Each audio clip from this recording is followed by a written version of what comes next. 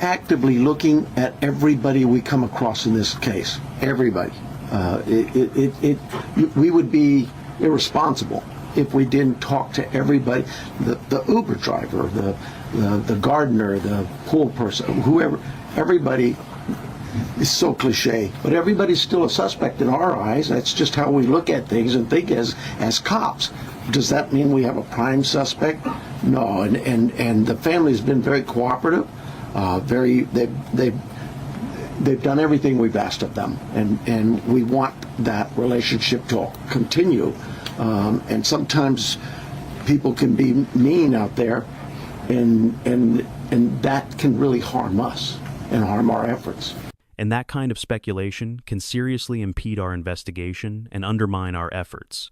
This was the official narrative from the sheriff, a carefully worded statement released to the press that seemed to clear every member of the family, from siblings to spouses. But the emerging reality paints a starkly different picture, one that is both profoundly disappointing and heartbreaking. It is a reality that hints that the search for the kidnapper, or the architect behind this entire event, might lead back to the very heart of the family, pointing specifically to the son-in-law, the last person confirmed to have seen Nancy Guthrie alive. But what is the unvarnished truth buried beneath the surface? What are the Guthrie family and the sheriff's department concealing from public view?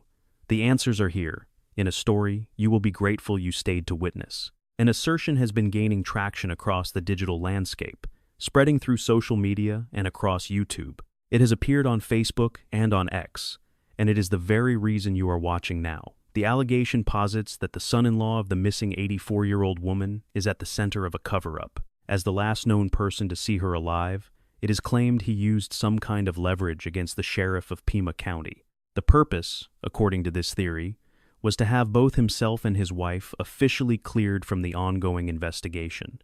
Some have described it as blackmail, others simply call it undue pressure. Intertwined with this claim is a growing conviction that Savannah, the celebrated daughter and anchor of a major national morning show, possesses knowledge of these behind-the-scenes maneuvers.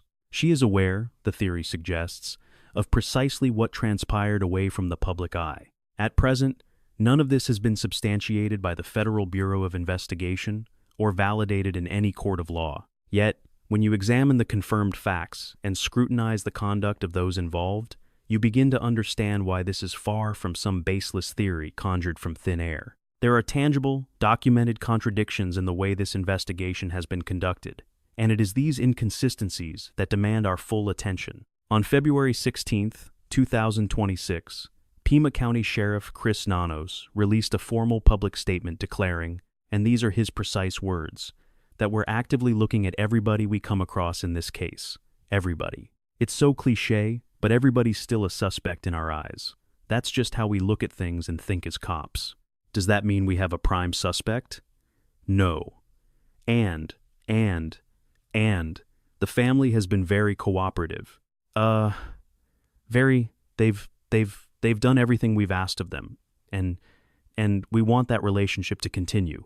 He went on to say, and sometimes people can be mean out there, and that can really harm us and harm our efforts, before asking the media to report with compassion and professionalism. On the surface, it appeared to be the statement of a sheriff defending a family consumed by grief. The problem, however, lies in a press conference held just days prior, where that same sheriff conveyed a very different message. Nobody's eliminated, but we just really don't have enough to say this is our suspect. This is our guy. We know, or our gal. We just don't know that. Those were the sheriff's own words. Then, almost as if a switch had been flipped, a sweeping exoneration was issued for the entire family. This, in a case where an 84-year-old woman vanished from her home in the dead of night, where traces of blood were discovered on her porch, a case where her home security cameras had been disconnected, and where her pacemaker ceased transmitting data to her phone at precisely 2:28 in the morning. Compounding the mystery, the sheriff offered yet another conflicting account in a separate interview with the Daily Mail. He stated, "If he is guilty, if he's the one who did it, and we're able to prove that, then at that time, jump on it." The man he was referring to was the son-in-law. So, in the span of mere days, the son-in-law shifted from a potential perpetrator to a cleared individual, and suddenly, anyone who dared to ask questions was labeled as cruel. Retired FBI Special Agent Jonathan Gilliam, appearing on The Will Cain Show on Fox News, responded directly to the sheriff's blanket statement of clearance. He observed that the declaration felt less like a professional assessment based on evidence and more like an emotional or personal appeal. Regarding the sheriff's defense of the family against a Fox News contributor, he noted, "He is not the voice of the family. Law enforcement," he argued, "is a separate entity. Law enforcement does not swear an oath to the families, to defend them from harsh words or things that they don't like said about them or questions that are being asked. That's not his job. His job is to investigate this crime and, in this case, run the investigation. He's taken so much time helping, concerned about this family. The reality is, if they have genuinely been cleared as suspects, there is no logical reason for such a public defense. There would be no need to make a public plea on their behalf, because in any active investigation, the less the true suspects know, the better." So, what was the purpose of these public declarations? It felt as though we were witnessing a descent into a perplexing narrative, one seemingly designed to keep a particular name circulating in the public consciousness. This is a phenomenon we have observed before, in the fraught arenas of courtrooms and high-profile trials. And what appeared to be unfolding here was a performance of intense activity, a deluge of statements intended to project progress, while the substantive work continued silently, far from the cameras. There was never any question that investigators were working diligently. The concern, however, was that this public spectacle was casting a long shadow, tarnishing the meticulous and unseen efforts of genuine law enforcement. A chillingly similar dynamic was observed following the tragic shooting at the university, specifically at Brown University. The press conference held in the aftermath of that event was calamitous, a public relations failure that ultimately compromised the work of the actual investigators on the ground.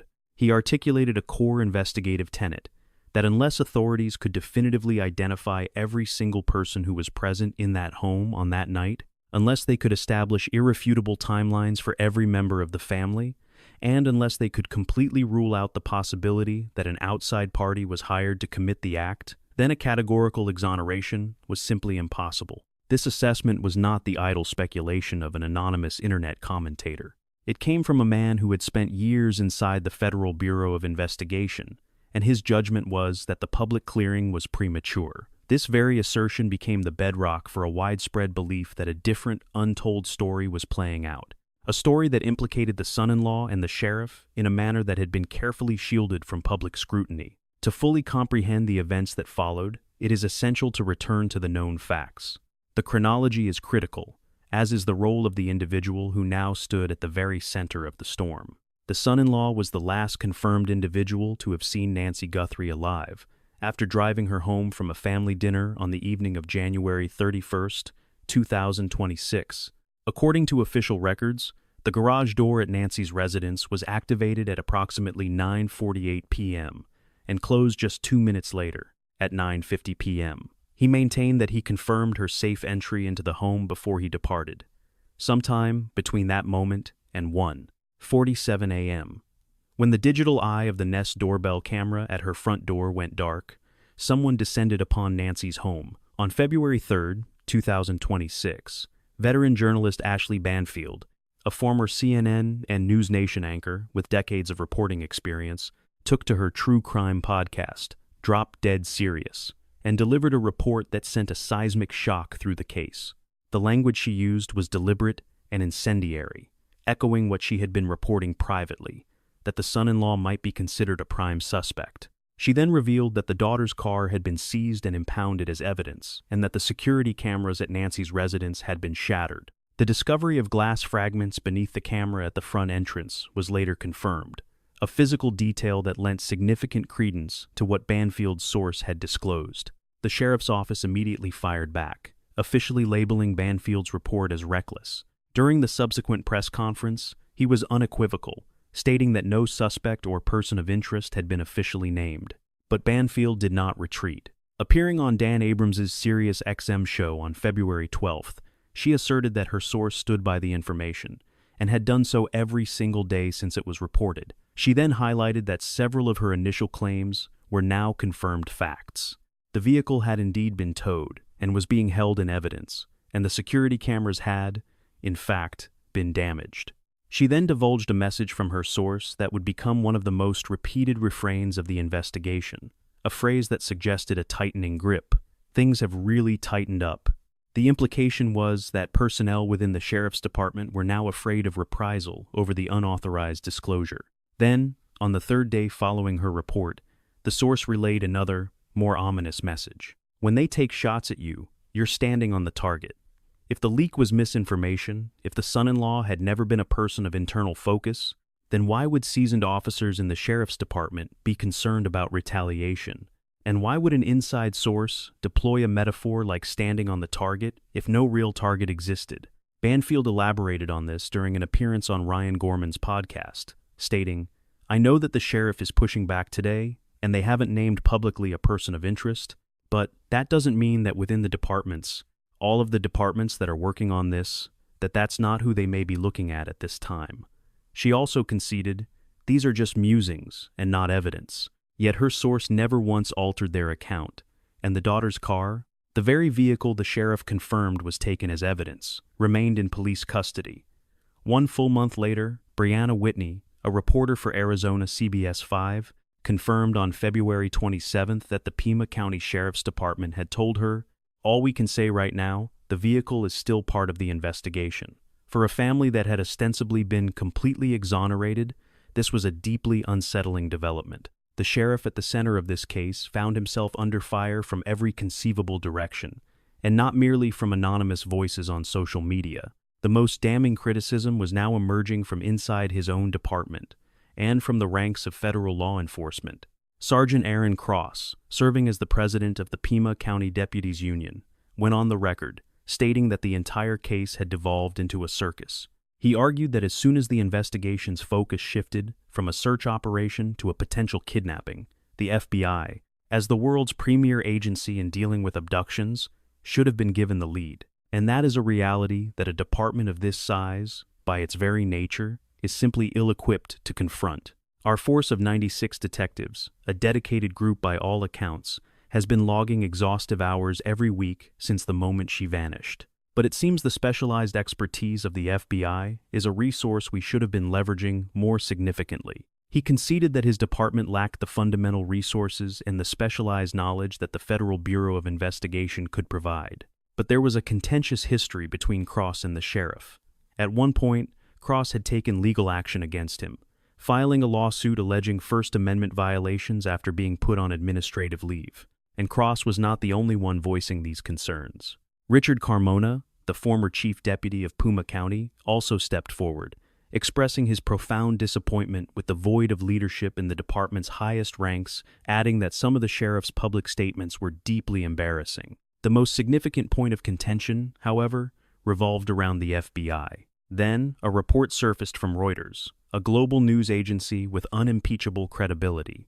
It cited an anonymous United States law enforcement official, who accused the sheriff of insisting that crucial evidence be sent to a private laboratory in Florida, rather than to the FBI's own renowned facility in Quantico, Virginia. This official stated to Reuters, "It is abundantly clear that the most direct path to answers lies in leveraging federal resources and technology. Anything less only serves to prolong the suffering of the Guthrie family and the community's agonizing wait for justice." The sheriff publicly denied the accusation, yet in the same breath, he admitted to persuading the FBI not to send items to their lab, convincing them instead to utilize the Florida facility. What this meant was astonishing. A county-level official had effectively overruled the FBI's established protocol in a federal kidnapping investigation. A separate federal source disclosed to reporters that more than 2 full weeks into the case, local police had generated no viable leads and made no significant progress. And woven into this already complex narrative was another, more unusual thread, a connection to reality television. The Hollywood Reporter confirmed that the sheriff was an off-camera production partner for a program on A&E titled Desert Law, a series chronicling the patrols of his own deputies in southern Arizona. The individual leading the most prominent missing person case in the nation, therefore, maintained a financial partnership with a cable television network specializing in law enforcement programming. Reports began to circulate, suggesting discussions had taken place about whether this very kidnapping could become a storyline in a future season. His associates, however, claimed that no such formal discussions had ever occurred. He was facing criticism from within his own ranks. Federal agencies were expressing their frustration. There was a documented history of conflict between him and the FBI, with incidents dating back to 2015, and, according to the president of his deputy union, it was a widely held belief that he blamed the FBI for costing him his election. When all these elements are combined, the internal feuds, the accusations of obstructing evidence, the conflicting statements about the family, and the reality television connection, a picture emerges that explains why so many believe someone might have found a way to influence his decisions, and that someone, according to the prevailing theory, was the son-in-law. On the 10th of February, the FBI disseminated images and video captured by a Nest doorbell camera at the home. The footage revealed a figure obscured by a ski mask. The individual was gloved, armed with a holstered handgun, and carried a black Ozark Trail backpack, a detail investigators would later trace to a common product sold at Walmart. The FBI's official description labeled this person as a male, approximately 5 feet 9 to 5 feet 10 inches tall, with an average build. Almost immediately, however, the public began to challenge that assessment. Across Facebook, YouTube, and in every online forum discussing the case, thousands of observers fixated on the same details. One comment, which garnered over 90 likes, read, "I always thought the perpetrator had a woman's eyes." Another, with 46 likes, pointed out, "The first thing I noticed were the impeccably groomed eyebrows visible above the mask." Countless others drew comparisons to female grooming habits, noting that the eyebrows did not align with a typical male appearance. Someone whose comment received 39 likes wrote that the mustache visible beneath the mask appeared to be drawn on, perhaps with an eyeliner pencil. Maybe a woman attempting to appear as a man, one speculated. Another, with 23 likes, stated, "I think she has plucked her eyebrows and applied a fake mustache." Others observed that the figure seemed to have a flat chest and a slender frame. One observer described the suspect as having beautiful eyes, and remarked that the person resembled 5 or 6 different individuals, whose photos had been circulated online. Another person wrote simply, "Her eyebrows match," a comment earning 30 likes, which implicitly suggested a direct comparison to a female member of the family. One user went so far as to claim they had employed skeletal projection technology to identify the sister beneath the mask. This assertion remains entirely unverified, and most likely refers to amateur analysis seen on YouTube, not any form of credible forensic examination. But it was the sheer volume and the consistency of these public observations, the manicured eyebrows, the slight build, the artificial-looking mustache, the eyes, which seemed distinctly feminine, all of it coalesced into a pervasive public theory that the figure in the mask was not a man at all. A contingent of online theorists posited it could be a woman, perhaps someone with a connection to the family, disguised in men's clothing with a false mustache to conceal her true identity. Another comment, resonating with 86 others, stated bluntly, "I said it from the very beginning." The theories pointed inward, suggesting it was her and her husband. Others whispered that the entire kidnapping was a meticulously planned performance. Amateur sleuths began comparing the suspect's tall, slender frame to members of the family, attempting to draw physical connections. Yet, the FBI's official description remained unchanged. They maintained the suspect was a male, a conclusion the public refused to accept. The narrative intensified when a prominent attorney and media figure, speaking on her satellite radio program, declared it professionally negligent not to scrutinize the last person who saw Nancy alive. She publicly questioned the logic of investigators repeatedly returning to the daughter and son-in-law's residence if they had, in fact, been officially cleared. This injected even more volatility into an already charged atmosphere. Before we proceed, we want to extend our gratitude to all of you who are watching and engaging with this story. It is your engagement that allows these stories to be told.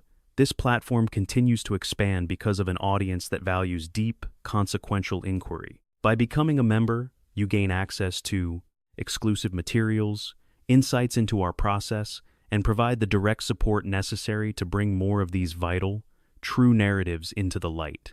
Your contribution has a tangible impact, and we value knowing who is part of this journey. Please leave a comment to let us know from where you are viewing. If you are with us at this moment, please type "I'm still here" into the comments section. We would like to acknowledge those dedicated to seeing this through to the end. Also, please please consider liking this video. We will now continue. What follows may be the single most critical element of this investigation, and it is not based on speculation. It is a detail you can confirm for yourself. In the immediate aftermath of Nancy's disappearance, her daughter Savannah took to Instagram, releasing a series of emotional video pleas. She begged for her mother's safe return, even offering to pay a ransom. In those initial posts, she provided 2 distinct contact numbers for any potential informants. The message was clear. Anyone with information, please contact 1-800-CALL-FBI or the Pima County Sheriff's Department, 5203-514-4900.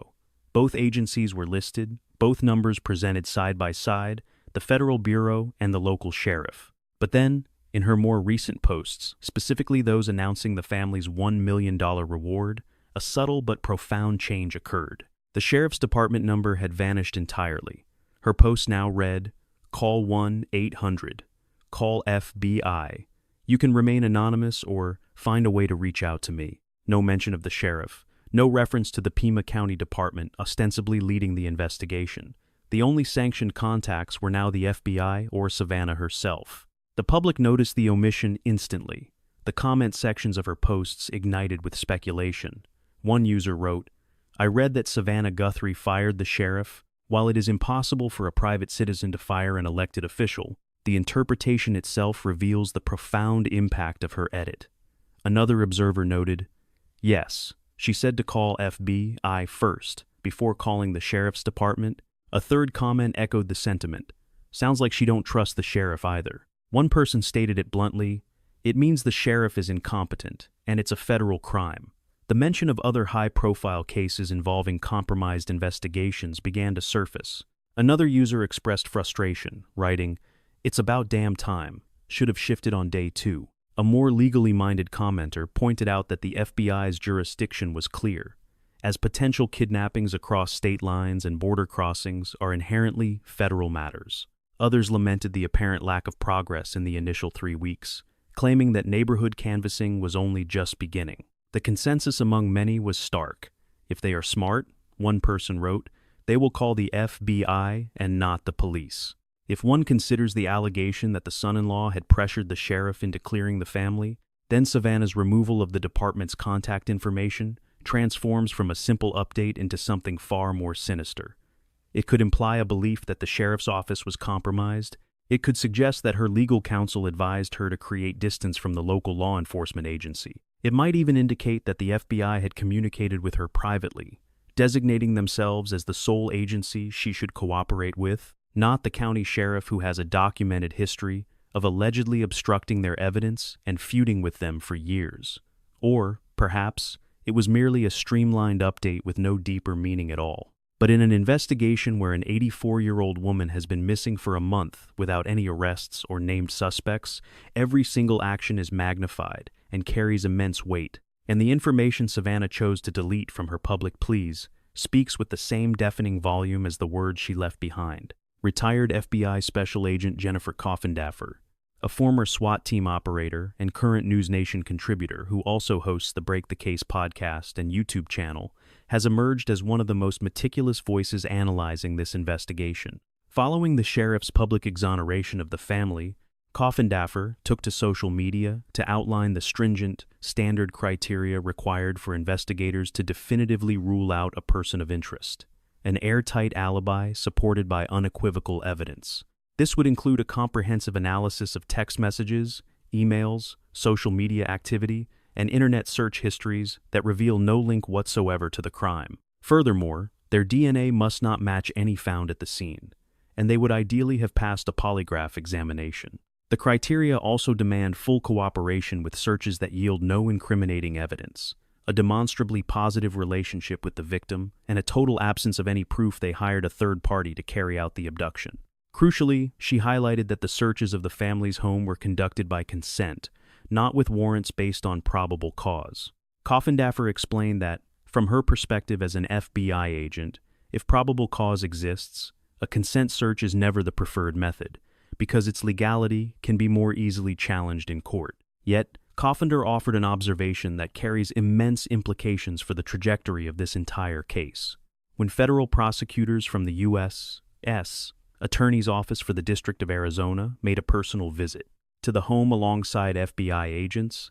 Coffender commented to Newsweek that this was profoundly good news, suggesting they are deeply invested and are likely pursuing federal charges down the line. She insisted that federal prosecutors would never make a perfunctory visit to a crime scene. An act like this signals something far more significant is unfolding. She elaborated further, stating, "I believe there is a degree of incongruence in what has transpired between the sheriff's office and, perhaps, federal authorities.